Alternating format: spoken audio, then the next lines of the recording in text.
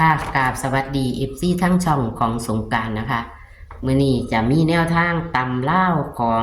เซียนผาสุกในวันที่25มิถุนายน69เป็นวันพฤหัสนะคะพี่น้องมื้อคืนนี้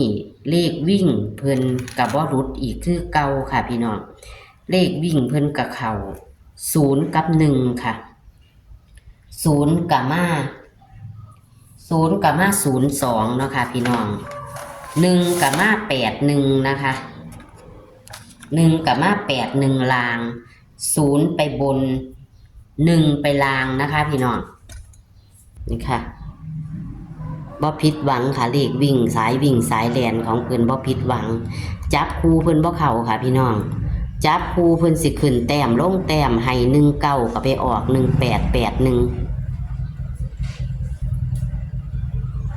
ให้19ก็ไปออก1881เนาะพี่น้องเลขเพิ่นจะขึ้น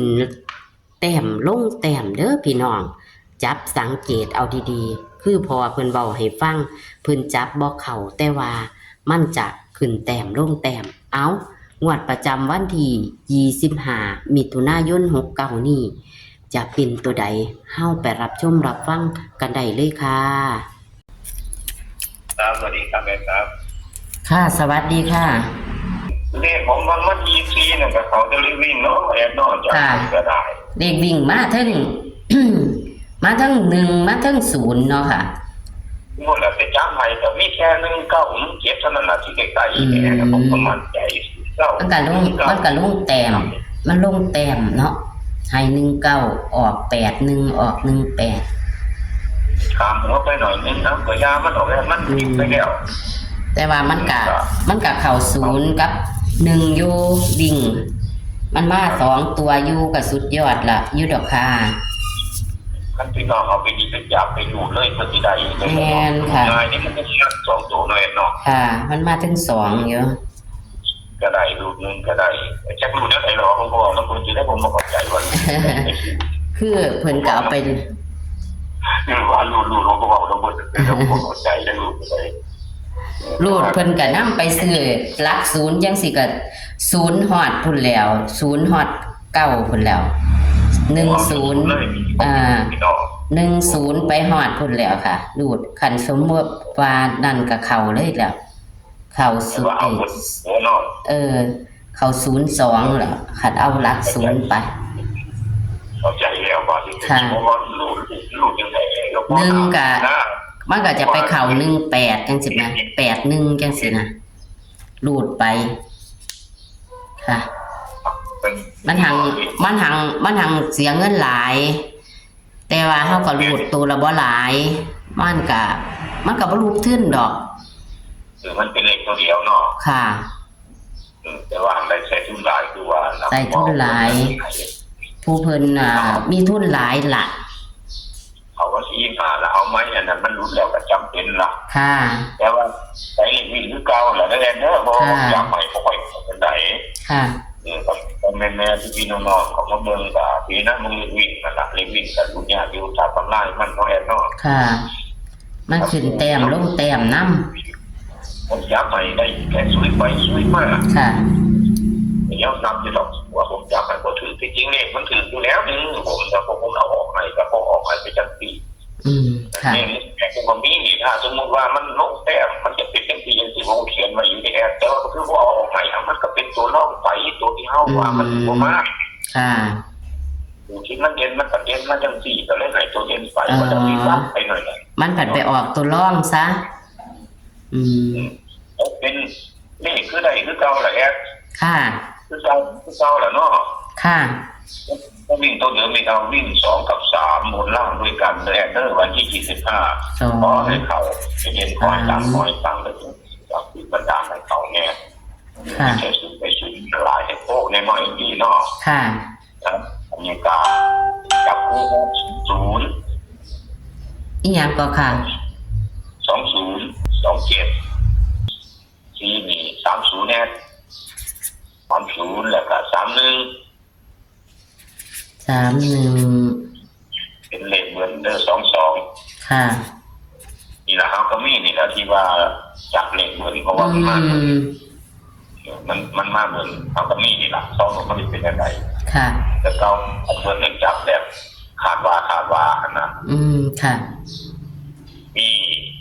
2มันนี่เอาเลข3ตัวเดินเอา127 127ครับแล้วก็022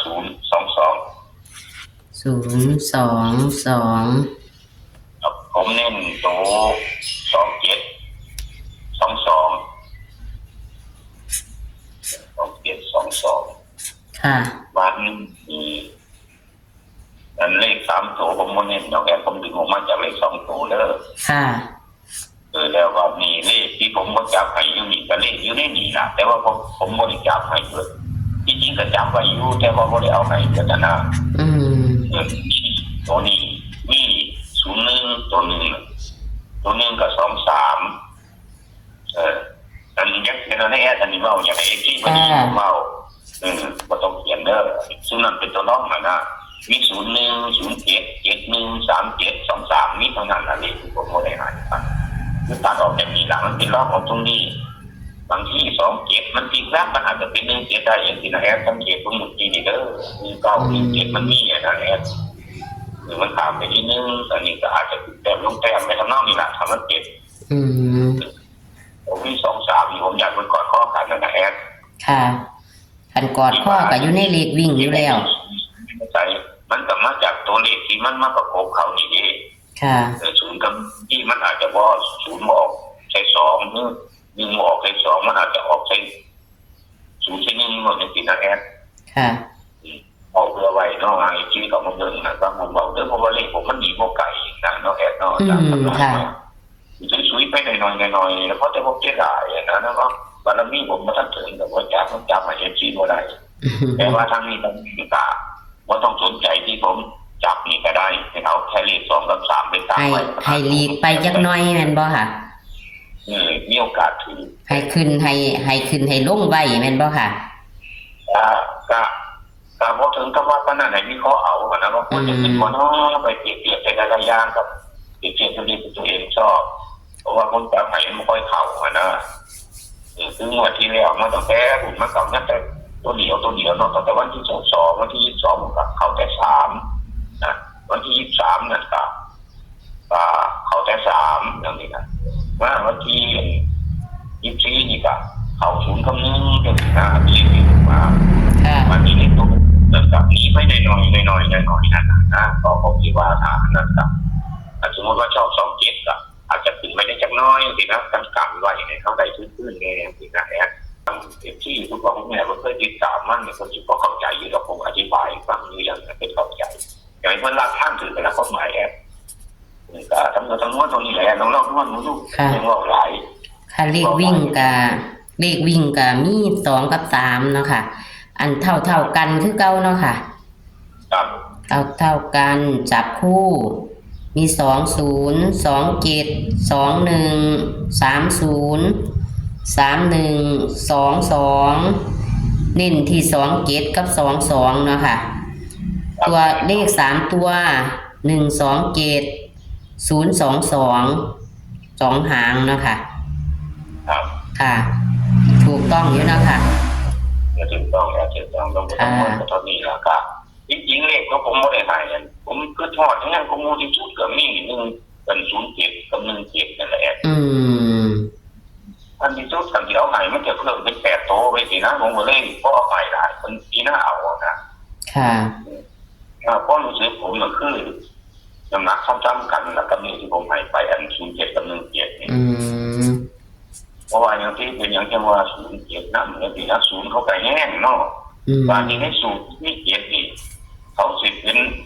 2กับ7ต้องมา1ตัวจังซี่นะฮะสูตรนั้นเป็นอย่างจังมี7โผล่มาเพราะว่าในสูตรนั้นมันมีอยู่ในนี้มี3สูตรจริงๆน่ะมันร่วมกันอยู่ในนี้นะ0 กับ 1นี่จะได้ก็ต้องมาตัว1ได้บางทีอาจจะมาทั้ง2อีกสูตรนึงมันได้2กับ3ก็จะต้องมาให้ได้นะฮะค่ะ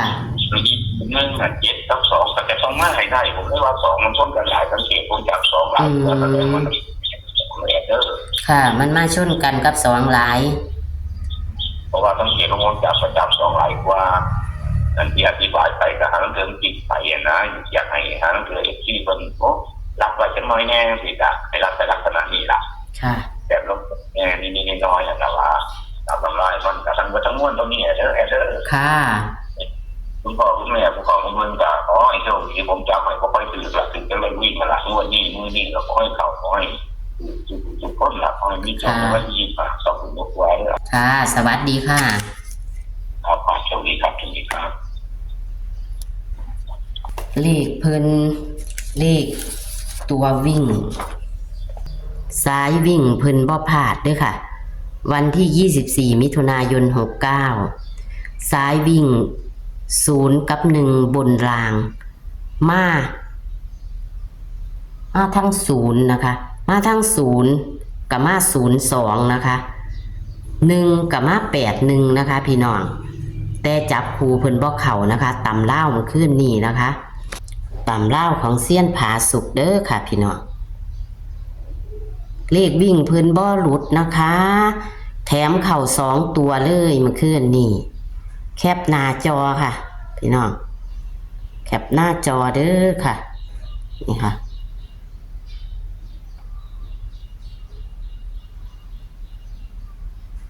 เลข3ตัวก็2หางนะคะ3ตัว2หาง127 022เลข2ตัวมี6หางค่ะเน้นที่2722เด้อค่ะพี่น้องขอให้โชคให้หมานกับเซียนผาสุกคือเก่าค่ะขอฝากกดไลค์กดแชร์ให้กับเซียนผาสุกและช่องของสงกรานต์เหมือนเดิมค่ะโชคหมานกับตำล่าววันที่25มิถุนายน69นะคะคลิปนี้ก็ขอสวัสดีค่ะ